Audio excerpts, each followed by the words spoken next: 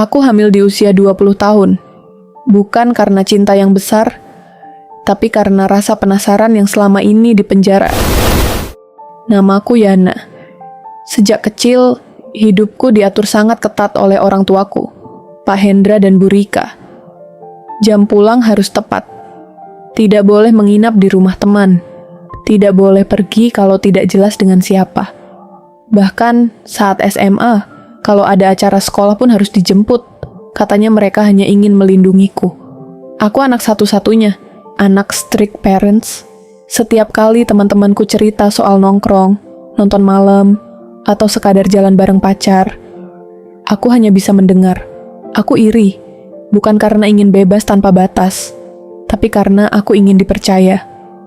Masuk usia 19 tahun, aku kuliah. Di kampus aku kenal seorang pria bernama Raffi. Dia baik, sabar, dan berbeda dari laki-laki yang sering dilarang orang tuaku. Tapi saat aku bilang ingin pergi menonton bareng Raffi, jawabannya selalu sama. Tidak boleh. Belum waktunya. Fokus kuliah saja. Setiap larangan membuatku makin penasaran. Aku mulai berbohong.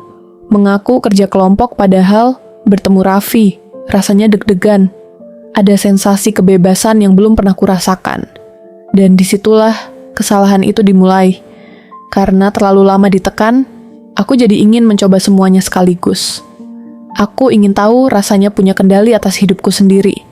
Aku ingin membuktikan bahwa aku sudah dewasa, tapi aku mengambil langkah yang salah. Aku dan Raffi terlalu jauh, tanpa pikir panjang, tanpa persiapan. Dan 2 bulan kemudian, aku telat datang bulan. Tes itu menunjukkan 2 garis. Aku hamil. Tanganku gemetar saat melihat hasilnya. Bukan hanya takut pada masa depan, tapi takut pada reaksi orang tuaku. Saat akhirnya aku jujur, rumah terasa seperti runtuh. Ayahku diam lama. Ibuku menangis. Ayah jaga kamu ketat supaya kamu tidak jatuh ke lubang seperti ini, katanya dengan suara bergetar. Dan disitulah aku sadar. Aku tidak hamil karena aku jahat. Aku hamil karena aku memberontak tanpa arah. Rasa penasaran yang kupendam bertahun-tahun meledak sekaligus. Aku ingin bebas, tapi tidak siap dengan konsekuensinya. Raffi memang bertanggung jawab. Dia tidak kabur, tapi hidup kami berubah total.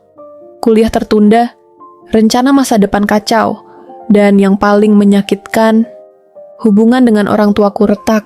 Sekarang usiaku 20 tahun. Aku sedang belajar menjadi ibu. Di saat teman-temanku masih belajar mengejar mimpi, aku tidak sepenuhnya menyalahkan orang tuaku. Mereka mencintai aku dengan caranya sendiri. Tapi aku juga belajar satu hal. Terlalu dikekang bisa membuat anak tidak belajar mengontrol dirinya sendiri. Kalau waktu bisa diputar, aku ingin bicara baik-baik. Aku ingin berani berdiskusi, bukan diam dan meledak. Sekarang, aku hanya bisa menjalani semuanya. Perlahan memperbaiki hubungan dengan orang tuaku, dan bertanggung jawab atas pilihanku. Pesanku, untuk orang tua, melindungi itu penting, tapi percaya juga sama pentingnya. Untuk anak, kebebasan bukan berarti mencoba semuanya tanpa batas. Setiap keputusan punya konsekuensi yang tidak bisa diulang. Penasaran boleh, tapi jangan sampai rasa ingin tahu merampas masa depanmu. Jika kamu punya kisah, kami mendengar. Follow untuk cerita berikutnya.